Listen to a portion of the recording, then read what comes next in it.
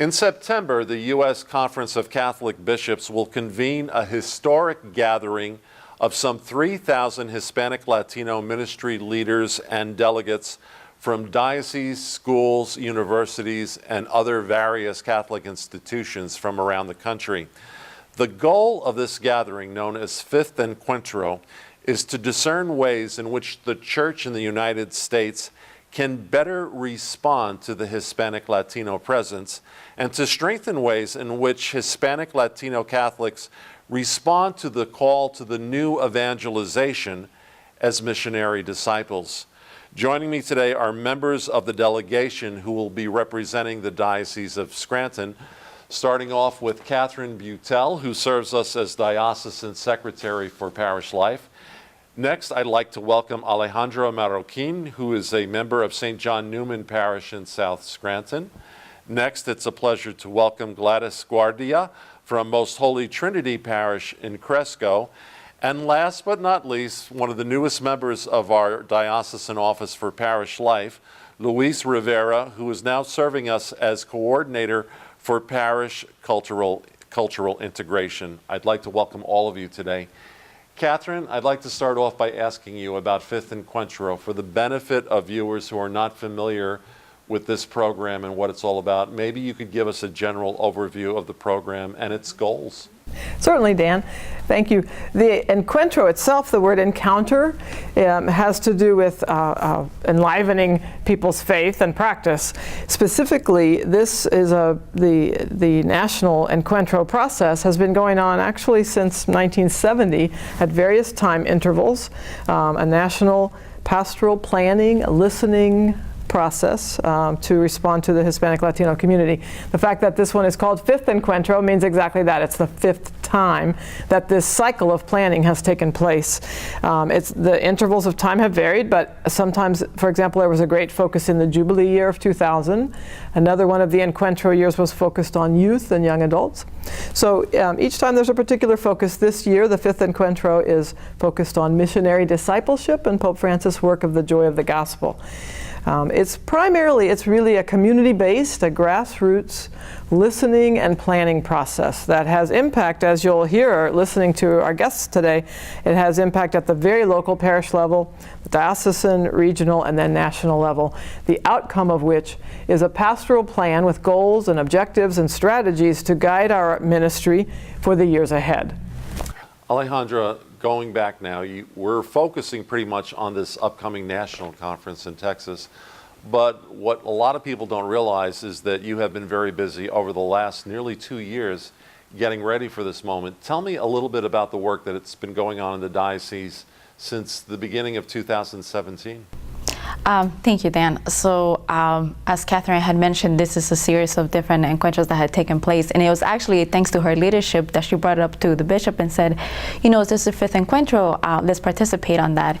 And then the gathering actually started with a few people, and then from that group other names were raised, and then a diocesan team was formed, and then we met on a regular basis to discuss how is it that we were going to move forward in the different steps that they were taking place. Because just as it was mentioned, it started as a grassroots, but then from the grassroots it goes up, and then from the top to the bottom. And so we had first like a parish encuentro where each parish had an encuentro day. They were able to have the listening sessions and to gather information. Then we had a diocesan encuentro day where all the parishes came together. We actually had over 200 people, which was really exciting here at the diocese. And now we're moving forward into the national. So every step has given us some information on how to help the Hispanic Latino community, but not only help, but also to tap on the resources that they can offer the diocese. So it's a team collaboration. Gladys, looking at the parish level, at your particular parish, Most Holy Trinity, tell me about the work you've been involved with at Fifth Encuentro at the parish level, and what exactly has come out of that. Well, thank you, Dan. We work together because our parish has so many change. You need 3 churches in one parish now, Most Holy Trinity, La Santísima Trinidad, and so many change. But like immigrants, we are used to be change.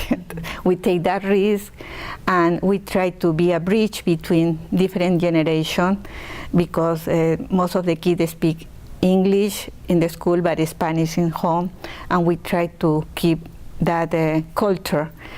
Also, we have family catechesis before, and they help us to have some leaders.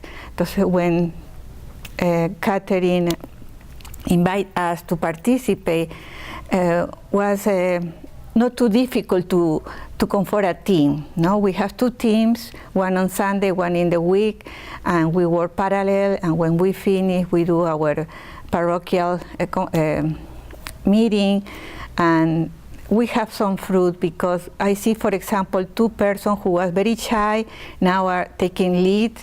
Another couple that wasn't married by church, they're married now, and the young people now are readers, are serving in the altar. So we try to keep positive. We still having more change. We try to integrate with the Anglo brother and sister to work together with our pastor, and we take day by day, no? But I am so happy here, and I'm so happy because for me it's very important. Like I born in Peru, I am 18 years here, and I think it's a blessing whatever God gives us.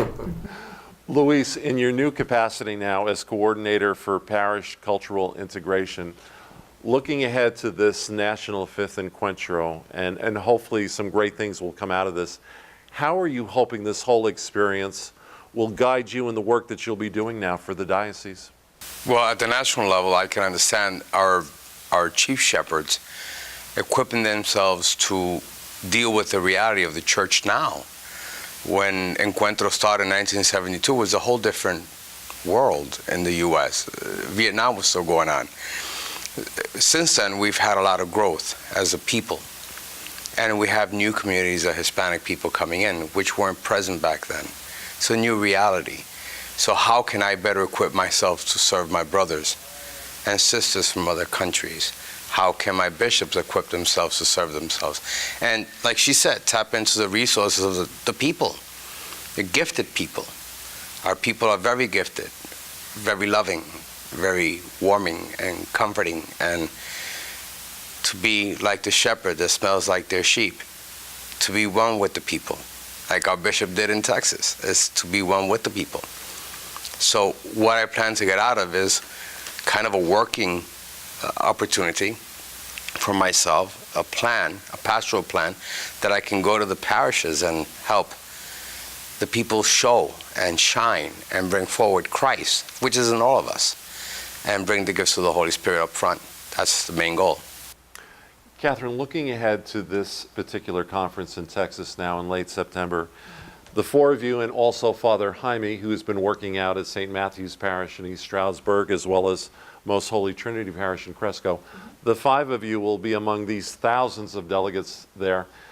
Why is there such power in a gathering like that, where you have the opportunity to share with so many other dioceses around the country who are involved in the same ministry as far as trying to address the concerns of Hispanic Latino Catholics? It's a good realization. We will be a small delegation compared to some other dioceses. It was all prorated by the number of Hispanic members in the diocese. As Luis said, ours is growing. But I'm sure that, for one thing, it's very affirming, actually, because we're going to hear things which are similar, which are familiar to us, that our concerns and the priorities that we identified here in our diocese, we're going to hear similar things. But the process is very well designed also to bring forward strategies that are already working. What is anyone already doing which is effective? And we're going to learn a lot about that and things that we can try here that we haven't tried yet. So I think that's wonderful. The other thing is, just as it was so exciting to me to see how we began to call forth the leaders in each of our parishes as we started this process and help them to get to know each other. Well, that's part of what will be the benefit for the National Encuentro, is greater networking across the country, actually, with people who are leading this ministry. Alejandro, what's kind of nice about this particular year that we're having this national conference is the fact that it falls right in the middle of our own celebration of 150 years of the anniversary of the founding of this diocese. And the Diocese of Scranton has a long history of welcoming immigrants from every corner of the world. They built the church here in northeastern, north central Pennsylvania.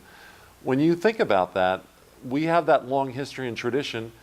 When you look at the latest wave of immigrants coming in here, Hispanic, Latino Catholics, what gifts do they bring to the Catholic Church here in our own diocese? Just as Luis had mentioned, we're very warm, we're very loving, but we also have deep roots in our faith, and everything around our lives is rooted in faith. So, for example, when a child is born, the baptism, and you do the liturgy first at the Mass, and then you have a big party. So you do the Mass first, and then you have the party. And then other traditions that are also tied to the church. Many people bring their children to present them to the church within 3 years old. So first is the blessing of God, and then a celebration. And then there's a quinceañera or Sweet 15. The same, basically the same pattern. You first give thanks to God, and then go have a celebration. So faith is really part of since the birth all the way until we die, and that's not including novenas and every aspect that is really part of our growing up in our faith. And then that's one of the beautiful things that parents can inherit in their children, continue the customs of the Latino culture within the Catholic faith. Gladys, in your own work at Most Holy Trinity Parish, do you find that these Hispanic Latino families are looking for opportunities to be more involved in their parish and in the Catholic Church? Yes. We are from different countries also. Not only the Latino have like a 15, 16 country, and we are so different. And for example, like she said, we bring our tradition. For example, the Lord of Miracles. 14 years we do it. The Virgin of Guadalupe, the Via Crucis. That festivity integrate all of us, no? But individually we try to grow in our faith. We have La Familia de Nazaret every Saturday to study the Bible. We have with Father Jaime the Bible study. We try to learn more because sometimes we make mistakes we don't know until we learn, but it's how we try to be close to God and close to the Mother of God, because the Legion of Mary is another minister that we work, and we try to integrate all the women, because in our society, no, it's only the immigration, is the difference of the role of the woman. Because woman work, is a mother, is a worker, and we have different roles. So sometimes we share our problems and we read the Bible and we try to reinforce each other, no, but with the Holy Spirit, but we try to be very Catholic. No? I think to your question, Dan, the important thing this year that I found so beautiful is that in all of the process and all of the materials prepared, drawing from Pope Francis' Evangelii Gaudium, the joy of the gospel, really the messages were for all the church. They were for all of us, how we understand accompanying each other, walking together in the journey, how we reach to the peripheries and find the people who may not understand themselves to be included, how we share our everyday lives and bring people in. And so it really wasn't so much that the process was only for the Hispanic Latino community, but it was in every case being applied to the reality of the Hispanic Latino life right now. But truly, we offered it to all of our parishes for that reason, because the process and the content would be good for all of our parishes, and all of us need to have this kind of encounter in one way or another.